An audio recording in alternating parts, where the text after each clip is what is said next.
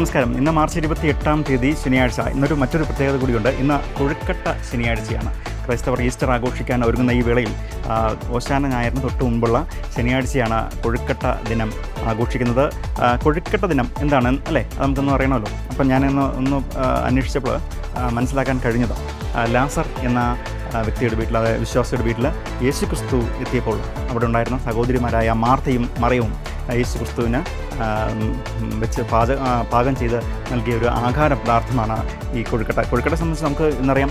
നമ്മുടെ നല്ല അരിപ്പൊടി കുഴച്ച് അതിൻ്റെ അകത്ത് തേങ്ങാപ്പീരിയും ശർക്കരയൊക്കെ ഇട്ട് ആവിയിൽ വേവിച്ചെടുക്കുന്ന കൊഴുക്കട്ട അല്ലേ. അപ്പം നമുക്ക് അത് രണ്ടെണ്ണമൊക്കെ നമുക്ക് കഴിച്ചിട്ടൊക്കെ പോവുകയാണെങ്കിൽ ഉച്ച വരെയുള്ള പണി സൂപ്പറായിട്ട് സ്മൂത്തായിട്ട് അങ്ങ് പോകും അല്ലേ, നമുക്ക് അറിയാം.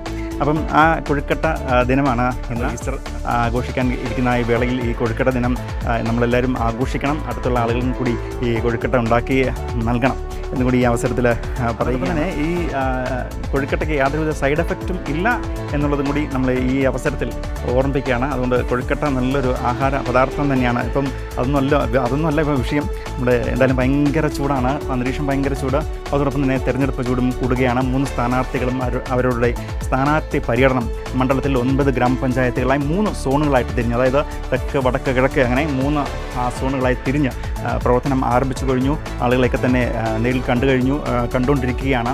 അപ്പം LDF സ്ഥാനാർത്ഥിയുടെ പര്യടനം ഇന്ന് ഉപ്പുതറ ഗ്രാമപഞ്ചായത്താണ്. ഉപ്പുതറ ഗ്രാമപഞ്ചായത്തിൽ നടക്കും. അതോടൊപ്പം തന്നെ ഉപ്പുതറയിലാണ് അത് അവസാനിക്കുന്നത്. ഇന്നലെ നമ്മുടെ പാമ്പനാട്ടിൽ പീരുമേട് ഗ്രാമപഞ്ചായത്തിൻ്റെ പെരുവന്താനം പീരുമേട് ഗ്രാമപഞ്ചായത്തിൻ്റെ പാമ്പനാറിലാണ് സമാപനം ആയത്. നാളെ വണ്ടിപ്പെരിയാറിലെത്തും. വണ്ടിപ്പെരിയാറിൽ എന്ന് എടുത്തു പറയുന്നത് എന്തുകൊണ്ടാണെന്ന് എന്ന് കരുതിയാൽ നമുക്ക് എല്ലാവർക്കും അറിയാവുന്ന പോലെ തന്നെ LDFനെ എന്നും തുണച്ചിട്ടുള്ളൊരു പഞ്ചായത്താണ്. മണ്ഡലത്തിൽ ഏറ്റവും പ്രാധാന്യമുള്ള CPMന് വേരോട്ടമുള്ളൊരു മണ്ഡലത്തിൽ ഏറ്റവും കൂടുതൽ വേരോട്ടമുള്ളത് വണ്ടിപ്പെരിയാർ ഗ്രാമപഞ്ചായത്തിലാണ്. കഴിഞ്ഞ തവണത്തെ ഇലക്ഷനാവട്ടെ, അതിന് മുമ്പത്തെ തവണ ഇലക്ഷനാവട്ടെ, ഗ്രാമപഞ്ചായത്തിൻ്റെ ഇലക്ഷനാവട്ടെ, വണ്ടിപ്പെരിയാറിന് വ്യക്തമായ ഭൂരിപക്ഷം LDFന് നേടാൻ കഴിഞ്ഞിട്ടുണ്ട് എന്നുള്ളതാണ് നമുക്ക് എടുത്തു പറയത്തക്ക ഒരു കാര്യം. അതോടൊപ്പം തന്നെ ഇന്നലെ നടന്ന സമാപന വേളയിൽ അദ്ദേഹം പറയുകയുണ്ടായി, ഞാൻ ഇടുക്കിയുടെ പുത്രനാണ്, MLA ആകുകയാണെന്നുണ്ടെങ്കിൽ നാളെ മുതൽ അല്ലെങ്കിൽ MLA ആകുന്ന ആ സമയം മുതൽ തന്നെ പീരുമേടിൻ്റെ പുത്രനായിട്ട് തന്നെ മാറും എന്ന് അദ്ദേഹം പറയുകയുണ്ടായി. അതോടൊപ്പം തന്നെ പീരുമേട് ഒരു ടൂറിസം ഹബ്ബാക്കി മാറ്റാനുള്ളൊരു നടപടിയും കൂടി MLA ആയിക്കഴിഞ്ഞാൽ ഉടൻ തന്നെ സ്വീകരിക്കും. അതിലൂടെ ഒരുപാട് ആളുകൾക്ക് ജോലി ലഭിക്കും എന്നൊക്കെ അദ്ദേഹം പറഞ്ഞ പര്യടനത്തിൻ്റെ അവസാനമായ പാമ്പനാറിൽ വലിയൊരു സ്വീകരണ പരിപാടി തന്നെയാണ് പ്രവർത്തകർ നടത്തിയത്. ആ ഒരു സ്വീകരണ വേളയിലേക്ക് ഒന്ന് പോയി ജസ്റ്റ് ആ ഒരു വീഡിയോ കണ്ട് നമുക്ക് തിരിച്ചു വരാം.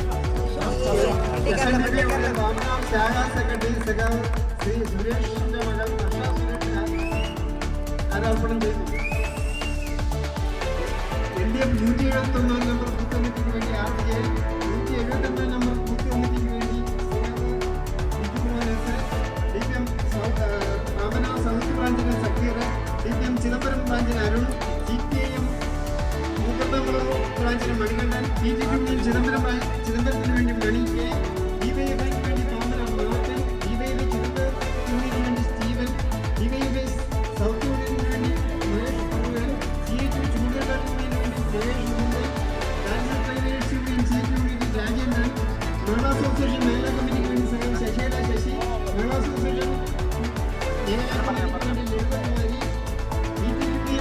ചിദംബരം യൂണിയന് വേണ്ടി K മണി,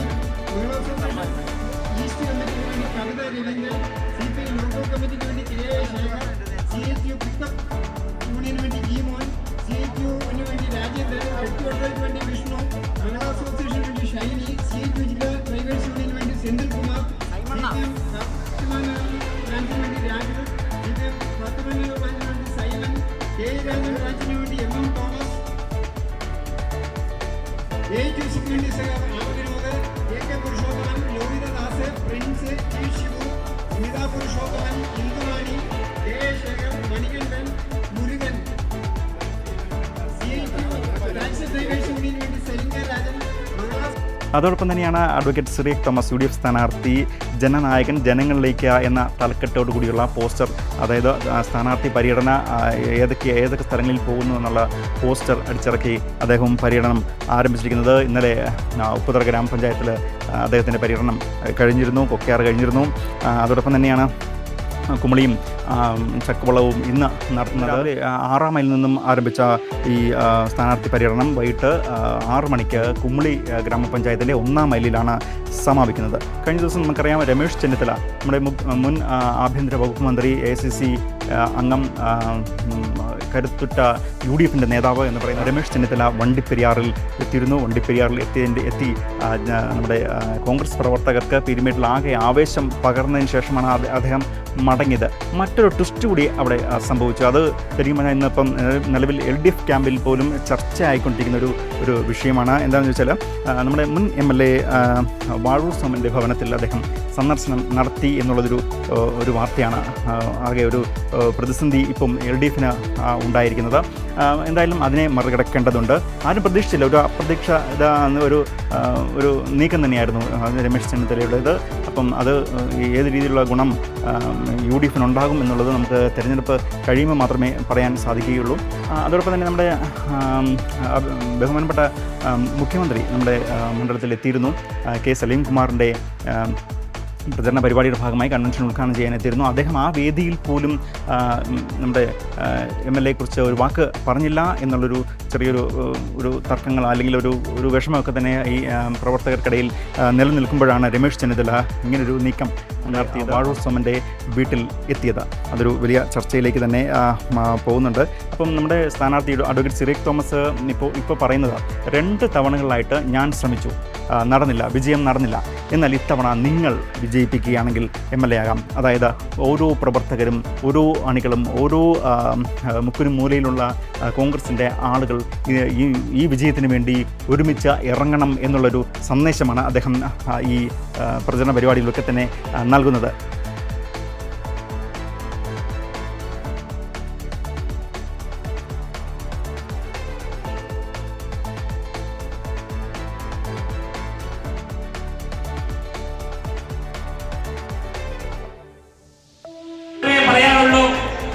നിങ്ങളോടൊപ്പം കഴിഞ്ഞ കാലങ്ങളിൽ ഏതാണ്ട് 25 വർഷമായി നിങ്ങളോടൊപ്പം നിലകൊള്ളുന്ന ഒരാളാണ് ഞാൻ. നിങ്ങളുടെ സഹോദരനായി, നിങ്ങളുടെ ചങ്ങാതിയായി, നിങ്ങളോടൊപ്പം എന്നും ഉണ്ടായിരുന്ന കഴിഞ്ഞ 25 വർഷമായി ഉണ്ടായിരുന്ന ആളാണ് ഞാൻ. തിരിച്ചറിയുന്നു, ഞാൻ വീണ്ടും സ്ഥാനാർത്ഥിയായി ഇവിടെ വരുമ്പോൾ ഇവിടെ ഈ പേരുമാറ്റിലെ നിങ്ങളുടെയൊക്കെ ആഗ്രഹവും അതുപോലുള്ള പ്രാർത്ഥനയുമാണ് വീണ്ടും എന്നെ ഒരു സ്ഥാനാർത്ഥിയാക്കിയത്.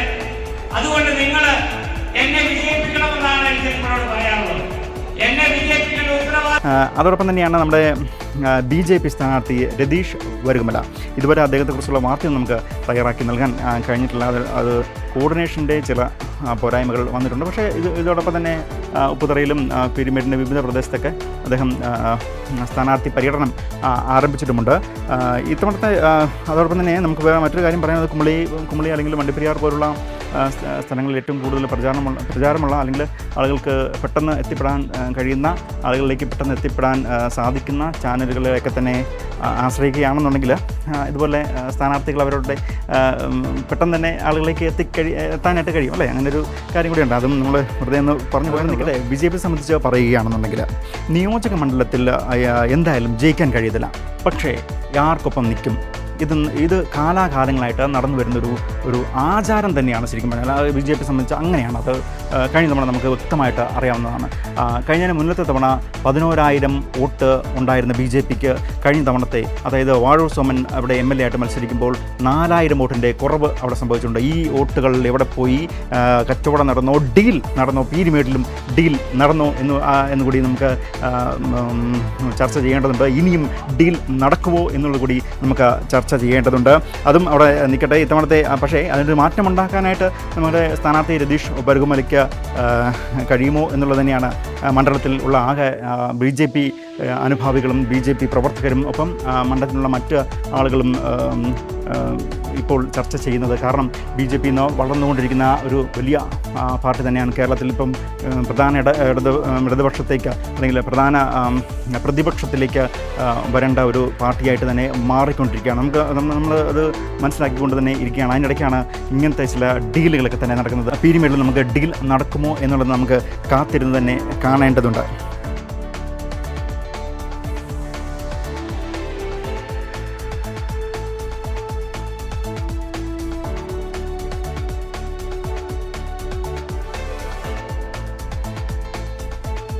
അങ്ങനെ സ്ഥാനാർത്ഥികളും പര്യടന പരിപാടികളൊക്കെ തന്നെ ആരംഭിച്ച് ഇലക്ഷൻ ചൂടുപിടിക്കുകയാണ്. നമ്മളും നിങ്ങളിലേക്ക് എത്തുകയാണ്. നാളെ മുതൽ തന്നെ ഗ്രാമപഞ്ചായത്തുകൾ തോറും റെയിൻബോ ടിവിയുടെ ടീം എത്തുകയാണ്.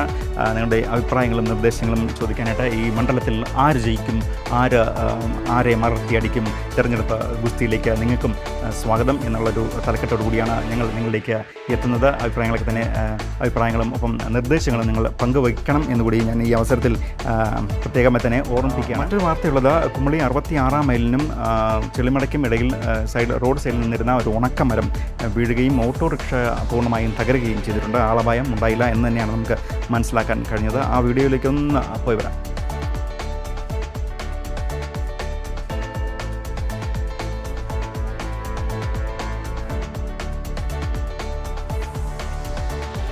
റോഡിൽ മരങ്ങൾ അപകടാവസ്ഥയിൽ ആണ്. അത് കണ്ടാൽ ഉടൻ തന്നെ അത് റിപ്പോർട്ട് ചെയ്യണം, അല്ലെങ്കിൽ അത് ചൂണ്ടിക്കാണിക്കണം. അത് നമ്മുടെ കൂടി ഉത്തരവാദിത്തമാണ്. ഇതുപോലുള്ള അപകടങ്ങൾ ഉണ്ടാകാതിരിക്കാൻ നമ്മൾ കൂടി ശ്രദ്ധിക്കണം എന്ന് ഈ അവസരത്തിൽ പ്രത്യേകമായി തന്നെ നിങ്ങളെ ഓർമ്മിപ്പിക്കുകയാണ്. വിശദമായ വാർത്തകളും വിശകലനങ്ങളുമായി നിങ്ങളുടെ മുന്നിലേക്ക് വീണ്ടും വരുന്നതുവരെ വണ്ടിപ്പെരിയാറിൽ നിന്നും ജിക്കോ വളത്തിൽ.